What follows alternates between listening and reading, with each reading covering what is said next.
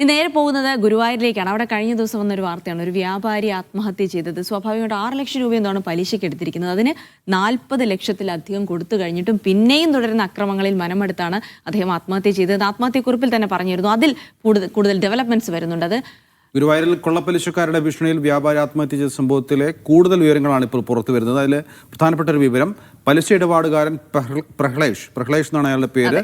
അയാൾ ഈ മരിച്ച മുസ്തഫയ്ക്ക് പുറമെ നിരവധി പേരെയും ഭീഷണിപ്പെടുത്തിയിട്ടുണ്ട് എന്നുള്ളതാണ്. അതായത് മുസ്തഫയുടെ ആത്മഹത്യക്ക് ശേഷവും പണം കടം വാങ്ങിയവർക്ക് ഭീഷണി സന്ദേശം അയച്ചു ഇയാളെന്നുള്ള വിവരങ്ങളാണ് പുറത്തു വരുന്നത്. സ്ത്രീകൾ ഉൾപ്പെടെയുള്ളവർക്കാണ് ഇയാൾ ഭീഷണി സന്ദേശം അയച്ചത്. ചെറിയ തുക വാങ്ങി കൊള്ളപ്പലിശ കൊടുക്കാൻ കഴിയാതെ ഇയാളുടെ കെണിയിൽ വീണവർ നിരവധിയാണ് എന്നുള്ള വിവരങ്ങൾ പുറത്തു വന്നുകൊണ്ടേയിരിക്കുന്നു. ഭഗവാൻ സത്യം, എനിക്കിതിന് സത്യം റിപ്ലൈ കിട്ടണം. എന്താണ് ഈ 4000 6000 അടച്ചിരുന്ന ആള് 4000 പോയി 2000 ആയതിന് വിവരമൊക്കെ അറിയണം. അല്ലെങ്കിൽ ഞാൻ പല്ലവിലിക്ക് വരും. തല്ലൂടാണെന്നല്ല, എനിക്ക് കാര്യങ്ങൾ അറിയാണല്ലോ. തരാനുള്ള 5000 പിന്നെ എന്താ തരിക? എന്തൊരു കഷ്ടങ്ങളെ കൊണ്ടൊക്കെ. നിങ്ങളൊക്കെ എത്ര ലക്ഷങ്ങള് പച്ചക്കറി എന്റെ കല്യാണ ദിവസമായി പോയിന്ന് 10 ദിവസം ഞാൻ വെയിറ്റ് ചെയ്യും. ഭഗവാൻ തന്നെ സത്യം, ഞാനത് എന്താ ചെയ്യാൻ പോകണം നിങ്ങൾക്ക് ചിന്തിക്കാൻ പോകേണ്ട അപ്പുറത്ത് പണി ഞാൻ ചെയ്യും. മുന്നേ നിന്നെ കാട്ടി കുറുമ്പം വാശിയിലാണ് ഞാൻ. നീയൊന്നും എൻ്റെ മുമ്പിലേക്ക് വിഷയമല്ല. പക്ഷേ ഞാൻ എന്താ ചെയ്യാൻ പോകണം നിങ്ങൾക്ക് സ്വപ്നത്തിൽ ചിന്തിക്കാൻ പറ്റില്ല കേട്ടാ.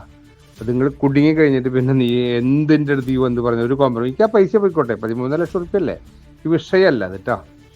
ഓക്കെ. നടരാജ് പരശുരാം വിവരങ്ങൾ നൽകും. നടരാജ്, കൃത്യമായ ഓഡിയോ സന്ദേശങ്ങളിൽ നിന്ന് വ്യക്തമാണ് ആളുകളെ ഭീഷണിപ്പെടുത്തുകയാണ്. ഈ മുസ്തഫയുടെ ആത്മഹത്യക്ക് ശേഷവും കൃത്യമായ നടപടി ഉണ്ടായിട്ടുണ്ടെങ്കിൽ ഇവരെയൊക്കെ ആ നിയമ സംവിധാനങ്ങൾക്കുള്ളിൽ കൊണ്ടുവരാൻ സാധിക്കേണ്ടതാണ്. സർക്കാർ കൊണ്ടുപിടിച്ച റെയ്ഡും മറ്റുമായി ഇത്തരം കൊള്ളപ്പലിശക്കാർക്കെതിരെ നടപടി തുടങ്ങിയതുമാണ്. പക്ഷേ ഇപ്പോൾ നമ്മൾ കൺമുന്നിൽ നടക്കുന്നത് ഇവരിങ്ങനെ സ്വൈര്യ വിഹാരം നടത്തുകയാണ്. കൂടുതൽ ആളുകളെ ഭീഷണിപ്പെടുത്തുന്നു, അങ്ങനെ സ്വതന്ത്രമായി വിഹരിക്കുന്നു. എന്തുകൊണ്ട് നടപടി ഉണ്ടാകുന്നില്ല നടരാജ്? ശരിയാണ്, കൊള്ളപ്പലിശക്കാർ നാട്ടിൽ വിരസുന്നു, നടപടികളൊന്നും ഉണ്ടാവുന്നില്ല. കഴിഞ്ഞ 10-ാം തീയതിയാണ് മുസ്തഫ ആത്മഹത്യ ചെയ്തത്. കഴിഞ്ഞ ദിവസം അസ്വാഭാവിക മരണത്തിനാണ് പോലീസ് കേസെടുത്തിട്ടുള്ളത്. ഇവരെ, അതായത് ആത്മഹത്യാക്കുറിപ്പിൽ പറയുന്നവരെ പോലീസ് ഇതുവരെ ചോദ്യം ചെയ്യുകയോ വിളിച്ചു വരുത്തുകയോ ഒന്നും ചെയ്തിട്ടില്ല. അതിനിടയിലാണ് 20-ാം തീയതി ഇത്തരത്തിലൊരു സന്ദേശം പ്രഹ്ലേഷ് മറ്റൊരാൾക്ക് അയച്ചിട്ടുള്ളത്. ഗുരുവായൂർ സ്വദേശിക്ക് അയച്ചിട്ടുള്ള സന്ദേശമാണ് നമ്മൾ കേട്ടത്. അതിൽ കൃത്യമായി വലിയൊരു ഭീഷണിയുടെ സ്വരം തന്നെയുണ്ട്.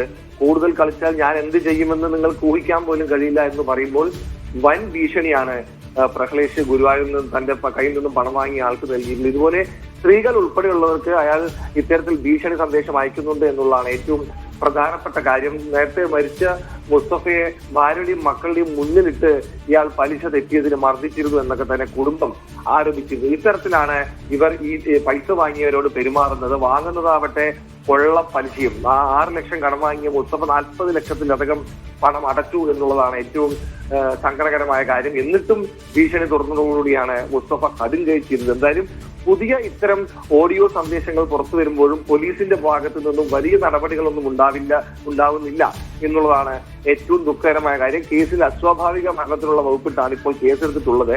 ഈ കൊള്ളപ്പലിശക്കാരെ ചോദ്യം ചെയ്യാനോ അവരുടെ അറസ്റ്റിലേക്ക് നീങ്ങാനോ ഇതുവരെ ഗുരുവായൂർ ടെമ്പിൾ പോലീസിന് കഴിഞ്ഞിട്ടും ഇല്ല. അത് തന്നെയാണ്. ഒരു വ്യാപാരി ആത്മഹത്യ ചെയ്യുന്നു, ആത്മഹത്യാക്കുറിപ്പിൽ കൃത്യമായി കാര്യങ്ങൾ പറയുന്നു, കുടുംബാംഗങ്ങളടക്കം കൃത്യമായിട്ടുള്ള മൊഴി നൽകുന്നു. കാരണം ഒരു 6 ലക്ഷം രൂപ എടുത്തതിനാണ് ഇത്രയും തുക തിരിച്ചടച്ചിട്ടും എന്നിട്ടും തിരിച്ചടവ് കഴിയാത്ത രീതിയിൽ ഇയാളെ ശ്വാസം മുട്ടിക്കുന്ന രീതിയിൽ ഇവർ പെരുമാറിയത്. കൃത്യമായി പേരുകൾ പറയുന്നുണ്ട്. അപ്പോൾ കൂടുതൽ തെളിവുകൾ കൂടി വരുന്നുണ്ട്. ഇനി എന്ത് നടപടി എടുക്കുന്നു? ഇതിന്റെ പ്രശ്നം എന്താ വെച്ചാൽ, ഇപ്പൊ ഇന്നലെ ഒരു ആത്മഹത്യ നടന്നു. അപ്പോൾ സ്വാഭാവികമായും പോലീസിന് നടപടികൾ ഉണ്ടാകും, സർക്കാരിന്റെ ഭാഗത്ത് കൂടുതൽ ജാഗ്രത ഉണ്ടാകും എന്നൊക്കെ അറിയാം. എന്നിട്ടും ഇദ്ദേഹം ഇതേ ഭീഷണി തുടരുന്നു എന്ന് പറഞ്ഞു കഴിഞ്ഞാൽ അയാൾക്ക് മേലെ പല ഭാഗത്ത് പിടിപാടുണ്ട് എന്നുള്ളതിന് സൂചന കൂടിയാണ്. അതിനപ്പുറത്തെ വലിയ ആത്മവിശ്വാസം ഉണ്ട്, തനിക്കൊന്നും സംഭവിക്കുന്നില്ല. ഇതിനെയൊക്കെ നിലയ്ക്ക് നിർത്താൻ നമ്മുടെ സിസ്റ്റത്തിന് കഴിഞ്ഞിട്ടില്ലെങ്കിൽ പിന്നെ നമ്മുടെ നിയമ നീതിന്യായ സംവിധാനങ്ങൾ ഇങ്ങനെ നോക്കുകൂത്തിയായി